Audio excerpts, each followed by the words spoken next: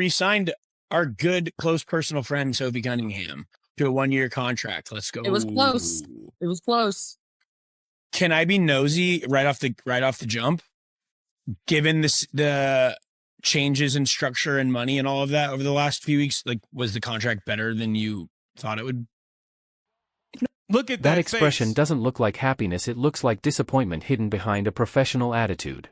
Sophie Cunningham recently signed a 1-year contract with the Indiana Fever worth over $600,000, but her reaction suggests she was expecting a better deal. The real question wasn't whether the contract was good, but whether it was better than she thought it would be, and her response seems to answer that. This situation is bigger than just one player's pay.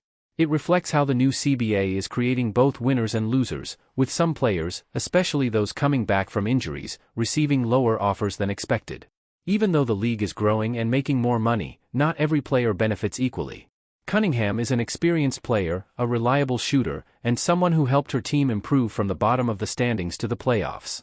So it's understandable why she might feel like this deal doesn't match her value, almost like getting a small reward when you were hoping for something much bigger. You heard her say it was close. It was close. It seems like she was this close to going elsewhere, and the Indiana Fever only gave her a 1-year deal. I believe, just like with Kelsey Mitchell, this will be the last year you see Sophie Cunningham in an Indiana Fever uniform. Look at the face she made. She said she's not happy with what she got. She thought she was going to get more. She got 600-some thousand. Lexi got more than her. It's a lot of people that got more than her. We seen people get $1 million deals that pretty much had the same production. Now listen to what she's saying. She's coming back from a serious injury and explains that teams didn't get to see her in person during free agency. That's the business side of things. But there's more behind it. She's frustrated because she knows she's healthy now, she's been medically cleared, and her past performance proves her value. Still, if you're not in front of decision makers or actively showing what you can do, you don't always get paid what you believe you're worth. Compare that to someone like Lexi Hull, who reportedly received a bigger deal, or other players with similar stats who landed million-dollar contracts. The new CBA was expected to benefit everyone, but instead it's creating clear levels among players. And it seems like Sophie has realized she's no longer seen as part of the top group. Is in structure and money and all of that over the last few weeks, like, was the contract better than you thought it would? Nope. Okay, sorry. Nope. It's okay. I think, sorry. No, it's fine, because it's tough because I came off an injury and, like, I haven't been in front of any teams. Like, I had a lot going on this offseason. And I was fully cleared. They had all the doctors. They had the numbers and everything. But if you don't get in front of these people, then it's like, hey, like, are you actually good? And so that, I'm not even gonna lie to you, that was like a little kind of frustrating because I'm someone who, like, I kind of shoot it straight, where if I wasn't feeling good or like I was hesitant, I think I would have said something and, like, been honest. Here's where it gets interesting. Sophie talks about being focused on winning and not letting her ego get in the way, which is exactly what a veteran leader is expected to say. But if you read between the lines, there's more to it. She's also saying this situation has motivated her. It's a wake-up call not to get too comfortable. In simple terms, she's planning to perform at a high level this season and then enter free agency again with stronger leverage. This is why it's a 1-year deal. Similar to Kelsey Mitchell's situation, it looks like a prove-it contract. The Fever are betting that Sophie will return to her best form, and Sophie is betting on herself to earn a bigger contract next offseason. But there's risk for both sides.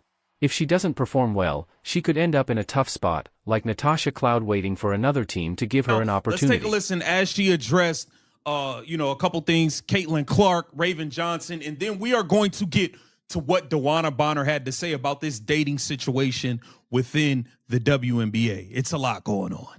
I know a big name was Raven Johnson. She was with South Carolina.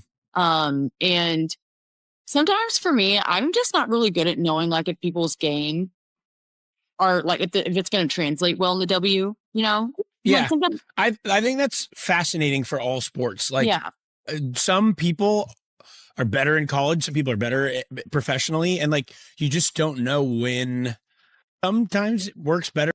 Like, kind of transition. Now it gets into team dynamics, and this is where things become really interesting. Sophie is talking about Raven Johnson, the rookie defensive specialist from South Carolina. She praises her character and work ethic, calling her a strong defender. That's all positive, but earlier she also admitted she's not always sure if a college player's game will translate to the WNBA. That kind of honesty stands out from a veteran. Not every college star succeeds at the pro level. Some players shine in college with full freedom but struggle when they have to fit into a system, while others actually perform better in the professional game. When a rookie comes in, do you like when a rookie is outspoken and especially people to be themselves? So I think when you come into a new team, especially like, the jump from high school to college is completely different. College to pros is also completely different. And so as a rookie, depending on like kind of who you are and what you bring to the table, it's best to be a sponge. But like if you're vocal, still be vocal, but also I think it's best also to like stay in your lane, like do what you do best. And if that's like defense and freaking assists. Listen to how Sophie talks about rookies. She tells them to stay in their lane, focus on what they do best, and not try to be something they're not. That's solid advice from a veteran, but it's also a warning. In the WNBA, there isn't much patience for rookies who act like they've already made it.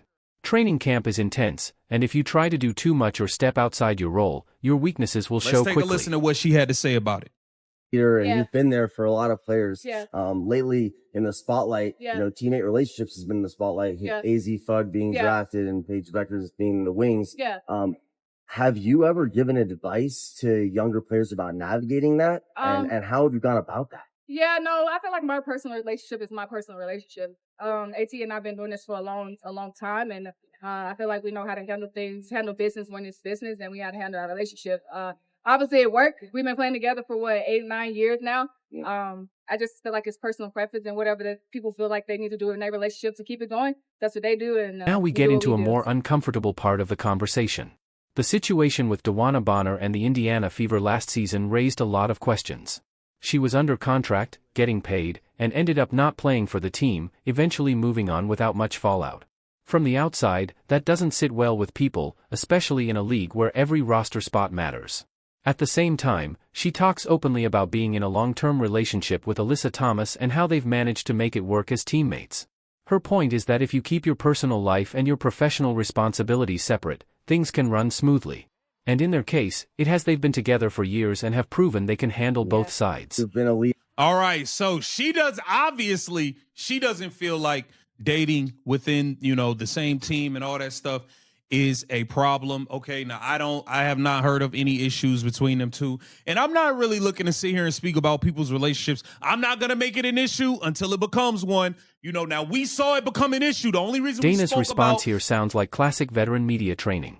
She keeps it simple, saying it's her personal relationship, that she and Alyssa Thomas know how to handle business, and that it's all about personal preference.